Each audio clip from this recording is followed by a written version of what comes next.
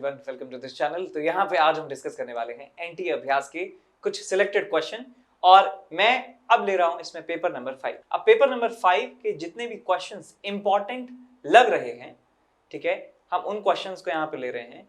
तो मैं कोशिश करूंगा फिर भी इंपॉर्टेंट के नाम पर लगभग सारे ही सवाल लेने की कोशिश करूंगा, लेकिन जो क्वेश्चंस बहुत ज्यादा लेंथी होंगे और जो मुझे लगेगा कि ये इतना वर्थ इट नहीं है आपके रिवीजन के लिए, तो मैं उनको स्किप भी कर दूंगा, ठीक है। तो यदि फिर भी आपको ऐसा लगता है कि कोई सवाल मैंने छोड़ दिया है जो आपको समझना है, तो आप कमेंट सेक्शन में रिक्वेस्ट कर सकते हैं। तो जब भी मुझे टाइम मिलेगा मैं जो है उन सवालों पे आने की कोशिश करूंगा और एक अलग वीडियो में उन सारे सवालों को ले लूंगा। आगे बढ़ते हैं अगले सवाल की तरफ। A wire is bent in a form of circular arc of radius r with a straight portion AB. If current in the wire is I, then the magnetic induction at point O is equal to. तो भाई हमारे पास जो loop है वो देख लीजिए कितना है। सवाल में लिख भी दिया है कि हमारे पास एक तो सर्कुलर आर्क है ये वाला और एक स्ट्रेट पार्ट है। ये नहीं है, ये तो बस एक गाइडिंग लाइंस हैं कि बस आपको बता रही हैं कि जो यहां से यहां तक का डिस्टेंस r है। जो ब्लू कलर से मैंने किया है सिर्फ उतना ही सर्किट है हमारे पास। ये वाला पार्ट स्ट्रेट है, तो हमें बताना है कि कितना मैग्नेटिक फील्ड उसके सेंटर पर आने वाला है। सेंटर पर मैग्नेटिक फील्ड आपको बताना है, ठीक है। तो मैं इस पूरे स्ट्रक्चर को दो पार्ट में डिवाइड कर सकता हूं। एक आपका ये आर्क हो गया और एक आपका हो गया ये वायर, ठीक है। अब आर्क जो है, आर्क का रेडियस है हमारे पास r और ये जो एंगल बना रहा है ये एंगल कितना है आपके पास 2 pi minus of 2 pi minus 2 पाई। तो हम जानते हैं कि फॉर्मूला सेंटर पर होता है mu naught N I by 2r। ये फॉर्मूला होता है मैग्नेटिक फील्ड एट सेंटर का। यहां पे n जो होता है नंबर ऑफ टर्न्स होता है। अब ये कंप्लीट लूप के लिए है। अब यदि एक लूप होगा तो n की वैल्यू 1 रखी जाएगी, दो लूप होंगे तो n की वैल्यू 2 रखी जाएगी, और यदि आधा लूप होगा तो n की वैल्यू हाफ रखी जाएगी, 1/4 लूप है तो n की वैल्यू 1/4 रखी जाएगी। अब ना तो ये आधा है, ना ये 1/4 है, ना ये 3/4 है, तो मैं यहाँ पे पहले कैपिटल N की वैल्यू निकालूंगा। तो मैं लिखूंगा कि जब 2 पाई एंगल सबटेंड करता है आर्क, तो नंबर ऑफ टर्न्स होते हैं किसके बराबर 1 के बराबर। और यदि एक रेडियन एंगल सबटेंड करेगा कोई, तो नंबर ऑफ टर्न्स की वैल्यू होने वाली है 1/2 पाई के बराबर। और कोई बंदा 2 पाई, कोई भी आर्क 2 पाई माइनस 2 पाई एंगल सबटेंड करता है, तो नंबर ऑफ टर्न्स उस वाले केस में होने वाले हैं पाई माइनस 5 डिवाइडेड बाय पाई। ये नंबर ऑफ टर्न्स हमें मिलने वाले हैं। तो इसकी वजह से जो मैग्नेटिक फील्ड होगा सेंटर पर हो जाएगा म्यू नॉट एन की वैल्यू है पाई minus 5 divided by pi, mu naught N I divided by 2r। अब ये किस तरफ है? अंदर की तरफ है मैग्नेटिक फील्ड। और इस वायर की तरफ देखें, इस वायर की तरफ देखें तो भी मैग्नेटिक फील्ड सेंटर पर अंदर की तरफ आ रहा है। और ये जो आपके पास परपेंडिकुलर डिस्टेंस है कितना हो जाएगा r cos phi के बराबर। और ये वाला जो एंगल है ये फाई है, ये वाला एंगल जो है ये भी फाई के बराबर है। तो इसका फॉर्मूला हम जानते हैं mu naught upon 4 pi I upon r cos phi into sine phi plus sine phi. ये फॉर्मूला आप यहाँ पे इस्तेमाल कर सकते हैं। समझ गए ना? तो बस भैया काम हो गया अपना। तो ये आ जाएगा आपके पास कितना, mu naught I pi minus 5 divided by 2 pi r plus यहाँ साइन फाई 2 साइन फाई हो जाएगा, और 2 साइन फाई में से 2 हट जाएगा तो आपको यहाँ मिल जाएगा 2, एक साइन फाई हटा दीजिए, sine phi upon cos phi हो जाएगा टेन फाई, तो आपको मिल जाएगा mu naught I upon 2 pi r, और यहाँ मिल जाएगा आपको टेन फाई। तो बस अपना काम हो गया। Mu naught I upon 2 pi r को आप कॉमन ले लीजिए और आपको मिल जाएगा pi minus 5 plus ten phi. So mu naught I upon 2 pi r, यहाँ पे आपको मिलेगा pi minus 5 plus ten phi. ये रिजल्ट आपको यहाँ पे मिल जाता है, ये रिजल्ट आपको यहाँ पे मिल जाता है, ठीक है। Hello my dear students, I am Neeraj Kumar Chaudhary और फिजिक्स टीचर। बच्चों, एक बहुत ही इंपॉर्टेंट इवेंट के बारे में मुझे आपको बताना है। अनअकैडमी सुपर 20 ये एक इवेंट है जिसमें जो कि नवंबर 30 से दिसंबर 12 तक चलेगी। इसमें 2 टेस्ट होंगे। उनके बेसिस पे जो टॉप 500 रैंकर्स होंगे उनको इन पर्सन 2 डेज का बूट कैंप प्रोवाइड किया जाएगा। ठीक है बच्चों, इसमें क्या होगा? बूट कैंप में पर्सनलाइज स्कोर बोर्ड होगा, एनालिसिस सेशन होंगे बाय टॉप एजुकेटर्स। और आपको इसमें 100% स्कॉलरशिप जीतने तक का मौका मिलेगा। ठीक है बच्चों, अब जितने भी एक्सपेंसेस हैं वो सब अनअकैडमी के द्वारा बियर किए जाएंगे इस 2 दिन के बूट कैंप में। ठीक है ना, इसमें गाइडेंस होगा, स्टडी प्लान होगा, ट्रिक्स होंगी टॉप एजुकेटर्स के द्वारा जिन्होंने टॉप रैंकर्स को पढ़ाया, जो भी अनअकैडमी से रैंक्स आई है।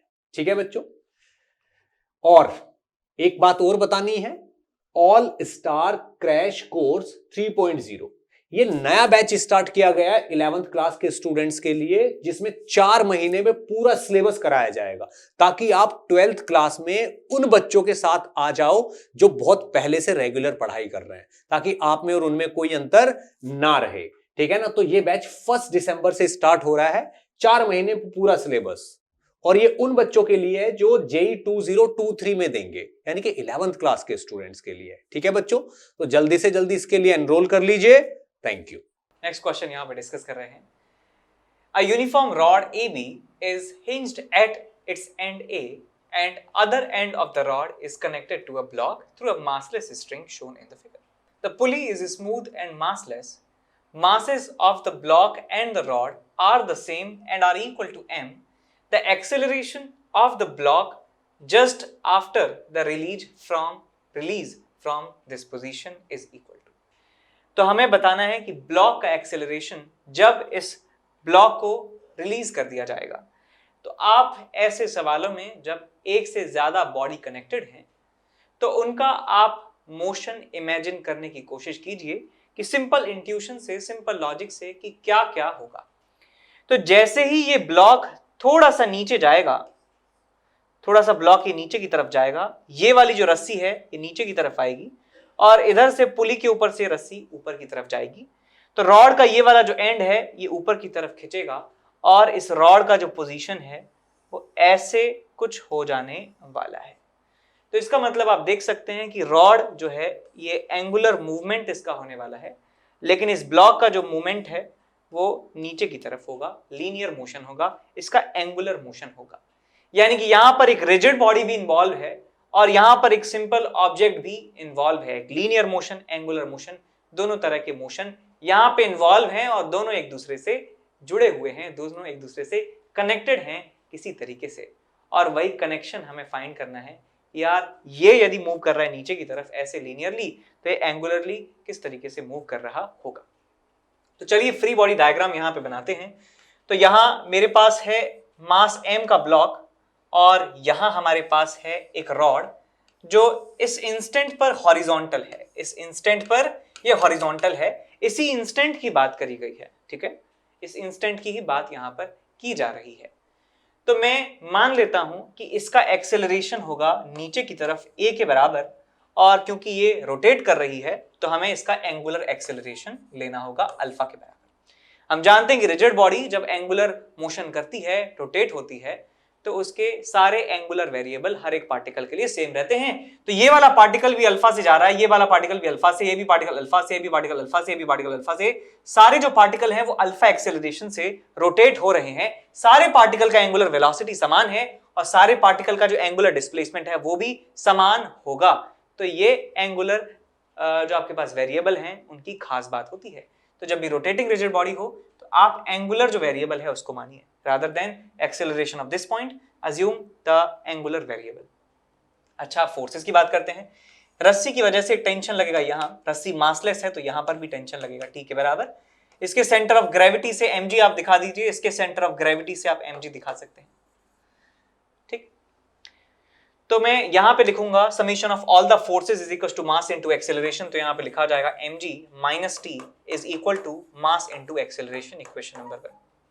दूसरा, मैं यहां पे लिखूंगा torque is equal to I alpha, torque is equal to I alpha. तो इस टेंशन का टॉर्क आ रहा है इसके अबाउट इस सेंस में, और mg का टॉर्क आ रहा है इस सेंस में। तो यहां पे लिखूंगा t into L minus mg into L by 2 is equal to ml square by 3 into alpha, equation number 2। और आप देख सकते हैं कि इस वाले पॉइंट का एक्सेलरेशन भी a के बराबर होगा, बिकॉज ये रस्सी से जुड़ा हुआ है। रस्सी के दोनों एंड हैं, ये वाला एंड और ये वाला एंड, दोनों का एक्सेलरेशन का मैग्नीट्यूड बराबर होगा। ये जितने से नीचे जाएगी उसी एक्सेलरेशन से ऊपर जाएगा। तो इस वाले पॉइंट का एक्सेलरेशन है a, लेकिन मैं अल्फा की वजह से कह सकता हूं इसका एक्सेलरेशन तो आर अल्फा होना चाहिए, एल अल्फा होना चाहिए। इसका मतलब ये दोनों एक्सेलरेशन आपस में बराबर हैं, तो एक ही वैल्यू जो है मैं एल अल्फा के बराबर यहां पे लिख देता हूं, इक्वेशन नंबर 3। अब इन तीनों इक्वेशंस को हमें सॉल्व करना है। तो आप अल्फा की जो वैल्यू है आप यहां पे रख दीजिए, तो आपको मिलेगा t minus M G by two is equal to M A by three, M A by three, equation number 2 आपको मिल जाता है। और यहां से टेंशन की value M G minus M A यहां रख दीजिए, तो M G minus M A minus M G by two is equals to M A by three. तो यहां आप लिख सकते हैं M G minus M G by two is M G by two, और ये आ जाएगा आपके पास M G by three, M A by three plus M A कितना आ जाएगा 4 एम ए बाई थ्री। तो m से m चला जाता है और आपको मिलता है g by two is equal to 4a by three, g by two is equal to आपको मिलता है 4a बाय 3। तो भाई यहां से आपको एक्सेलरेशन मिल जाता है 3g बाय 8 मीटर पर सेकंड स्क्वायर के बराबर। तो ये एक्सेलरेशन ऑफ द ब्लॉक या acceleration of the end point of the rod आपको मिल जाता है। इसके बाद चलते हैं अगले सवाल की तरफ। There are two radio active substances A and B। Radio active substances हैं A और B, और उनके डिके कांस्टेंट के बारे में दिया हुआ है कि B का जो डिके कांस्टेंट है that is 2 times that of A का जो रेट कांस्टेंट है उसका डबल है। Initially both have an equal number of nuclei, after n half lives of A rate of disintegration of both are equal, then the value of n is equal to। अच्छा, तो देखिए यहां पर दो active radio active nuclei हैं, एक है A और दूसरा है B। इसमें भी नंबर ऑफ न्यूक्लियाई और इसमें भी नंबर ऑफ न्यूक्लियाई इनिशियली बराबर हैं, तो T बराबर 0 पर मैं लिख सकता हूं इसके number of nuclei let's say n0 के बराबर हैं, तो इसके भी नंबर ऑफ न्यूक्लियाई कितने दिए हुए हैं n0 के बराबर। इसका रेट कांस्टेंट B का डबल है, तो यदि A का रेट कांस्टेंट मैं लैम्डा मान लेता हूं तो इसका रेट कांस्टेंट हो जाएगा 2 लैम्डा, और मैं मान लेता हूं यहां पे प्रोडक्ट बन रहा है x और यहां पर प्रोडक्ट बन रहा है y। किसी टाइम t बराबर t0 पर, t बराबर t0 पर, किसी टाइम t बराबर t0 पर क्या कह रहे हैं ये, t0 का मतलब क्या है कि n half life of a, n half life of a। तो इसका हाफ लाइफ आप निकालिए बेटा, हाफ लाइफ आएगा is equals to ln2 divided by lambda. तो मैं बात कर रहा हूं कितने समय पर, ln2 बाय लैम्डा समय पर, और यहां भी कितने समय पर, ln2 बाय लैम्डा समय पर। इनका जो रेट ऑफ डिसइंटीग्रेशन है बराबर हो जाता है। रेट ऑफ डिसइंटीग्रेशन का मतलब होता है dn as a function of time by dt, और ये होता है किसके बराबर, लैम्डा इंटू n t के बराबर, ये रिलेशन होता है। तो किसी भी समय रेट ऑफ डिसइंटीग्रेशन जो है which is equal to lambda into n वो बराबर हो चुका है दोनों का। तो मैं यहां पे लिखूंगा at t is equals to ln2 by lambda, it is given that lambda into number of nuclei किसी समय पर a के बराबर हो चुके हैं रेट ऑफ डिसइंटीग्रेशन यानी कि 2 lambda into number of nuclei at time t of b। ये रिलेशन हमें दिया हुआ है, तो हम ये लिख सकते हैं lambda into n as a function of time of a, तो आ जाएगा आपके पास n0 e raise to the power minus of lambda into time, time कितना है ln2 divided by lambda. Sorry यहाँ पे n टाइम्स लिखना था, n हाफ लाइफ है तो यहाँ पे n भी आएगा, तो यहाँ पे आएगा n और यहाँ पे आ जाएगा आपके पास n, एक n और आ जाएगा यहाँ पे, बराबर 2 टाइम्स लैम्डा इंटू, इसको लिख रहा हूं मैं n0 e raise to the power minus of lambda into T, lambda into T which is n times ln2 divided by lambda. ये रिलेशन हमें यहाँ पे मिल जाता है। एक लैम्डा से एक लैम्डा चला गया, n0 से n0 चला गया, लैम्डा से मर गया लैम्डा, यहाँ बचा आपके पास e raise to the power ln of 2 raise to the power minus n, ठीक है, और यहां आपको मिल जाता है 2 into E raise to the power, lambda से गया लैम्डा, और आपको मिलेगा E raise to the power ln 2 raise to the power minus 2n। तो भाई यहाँ पे e की power ln 2 raise to the power minus 2n को लिख सकता हूं 2 raise to the power minus n is equals to 2 into 2 raise to the power minus of 2n, ठीक है, ये 2 की पावर 1 लिखा हुआ है, तो इसको 2 raised to the power -n is equals to 2 raised to the power -2n plus 1 लिख सकता हूं। तो यदि इनके बेस बराबर हैं तो इनकी पावर्स भी आपस में बराबर होने वाली हैं, तो पावरों को आप बराबर करवा दीजिए तो आपको मिल जाएगा -n बराबर -2n plus 1। तो आपको मिल जाएगा भैया n is equal to 1, n is equal to 1, यानी कि एक हाफ लाइफ ऑफ a के बराबर ही इनका रेट ऑफ डिसइंटीग्रेशन बराबर हो जाएगा। तो ये सवाल था, अच्छा सवाल था, गलती होने के चांसेस काफी ज्यादा थे, जरूर करिएगा इसे दोबारा। इसके बाद चलते हैं अगले सवाल की तरफ। A student performs an experiment to determine Young's modulus of a wire. Young's modulus हम कैलकुलेट करना चाह रहे हैं एक मटेरियल का जिसका लेंथ एग्जैक्टली 2 मीटर लंबा है।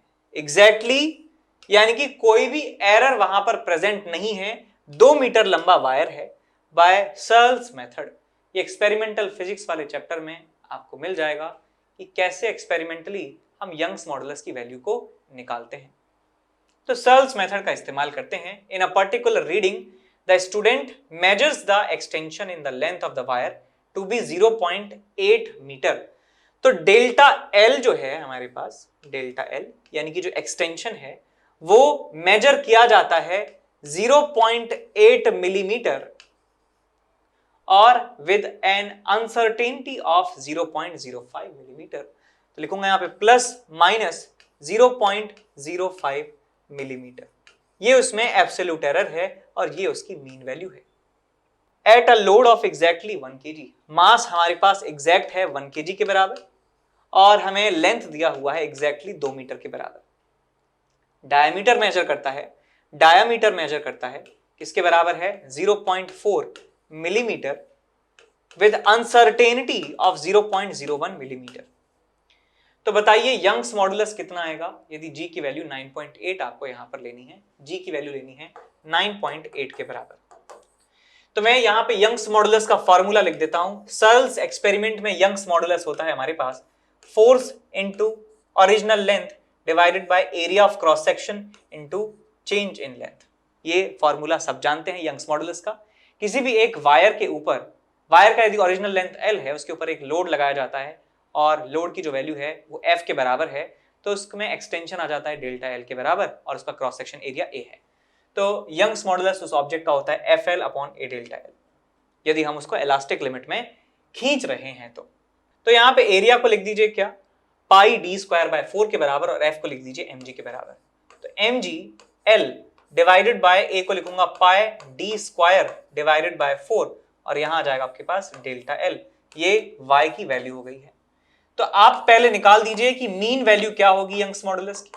हो जाएगी 4 इंटू मास है हमारे पास 1 kg, g की वैल्यू 9.8 लेना है, l की वैल्यू एग्जैक्ट 2 मीटर के बराबर है, divided by pi which is 3.14 into diameter का स्क्वायर, डायमीटर का स्क्वायर मीन डायमीटर का स्क्वायर मिल जाएगा आपको 4 इंटू 10 टू द पावर -4 का square into delta L. Delta L की वैल्यू हमारे पास है 0.8 मिलीमीटर यानी 8 इंटू 10 टू द पावर -4।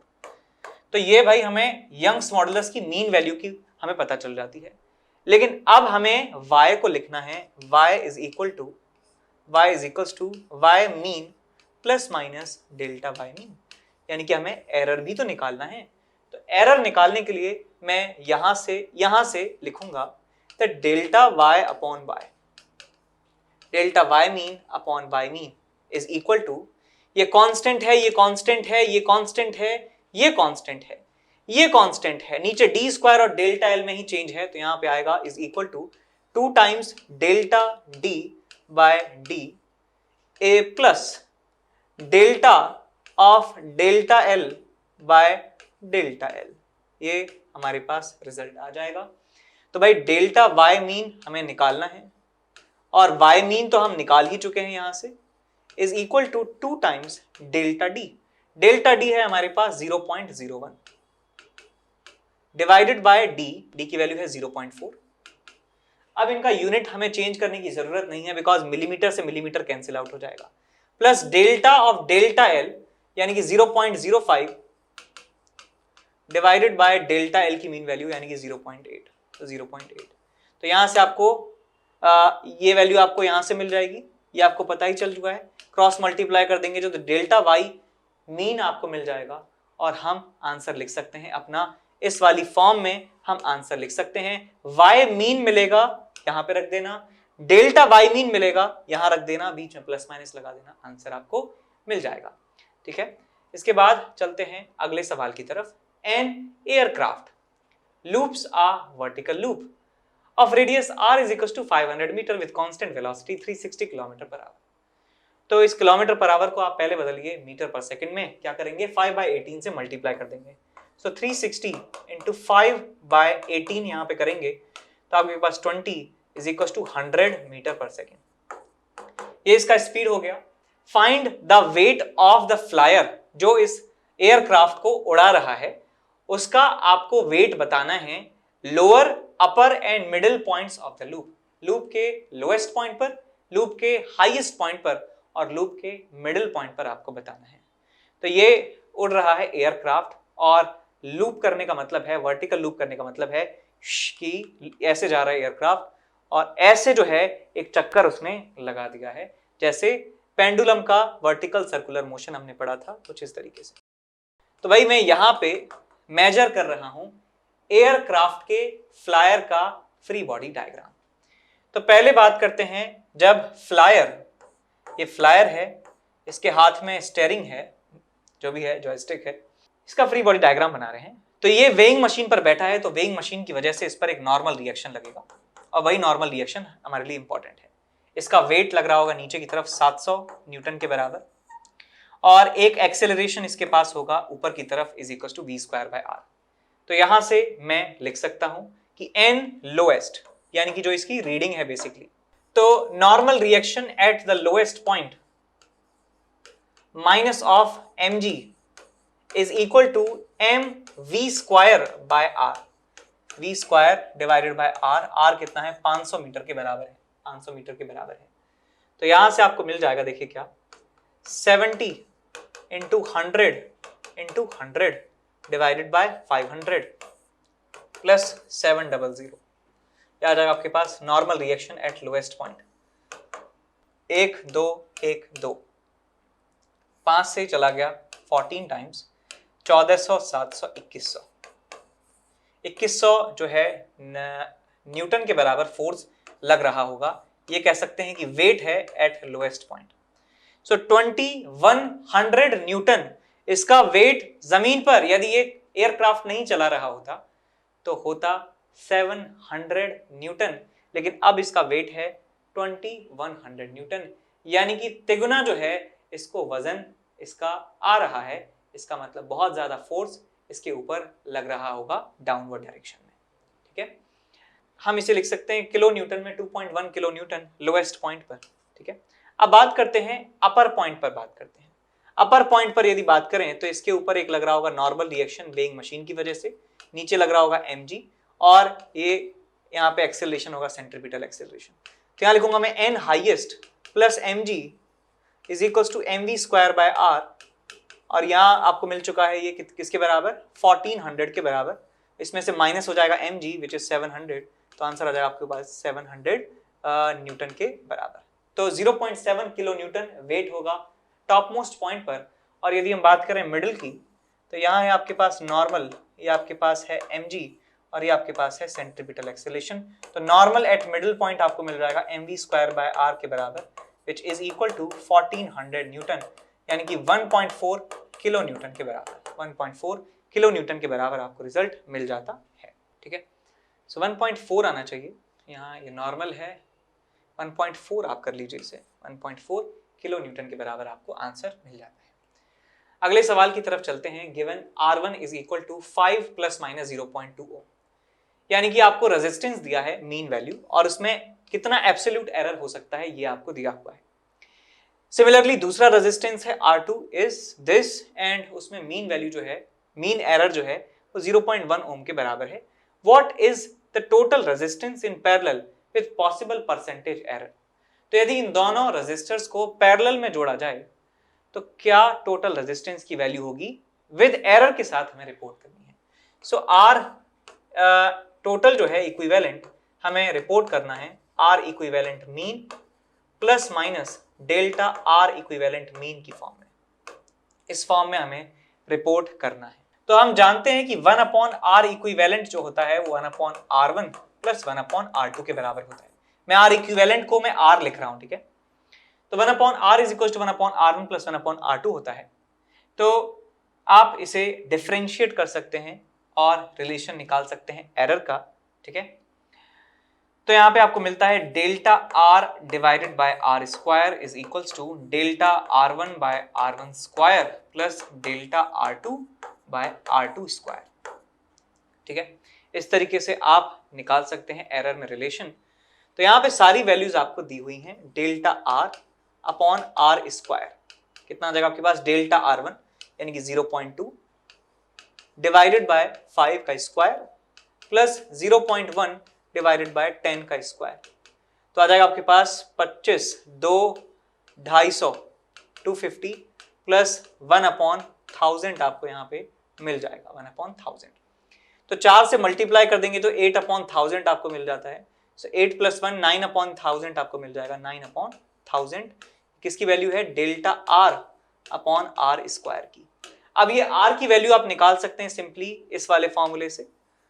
तो यहां से आपको मिल जाता है r इज इक्वल टू, यहाँ पे r जो है वो क्या आ जाएगा आपके पास, r1 r2 upon r1 plus r2 के। तो यहाँ पे मीन वैल्यूज आप पुट करिए, 5 इंटू 10 डिवाइड बाय 5 प्लस 10 15, 5 से गया 3, तो r की वैल्यू आ जाती है आपके पास 10/3 के बराबर।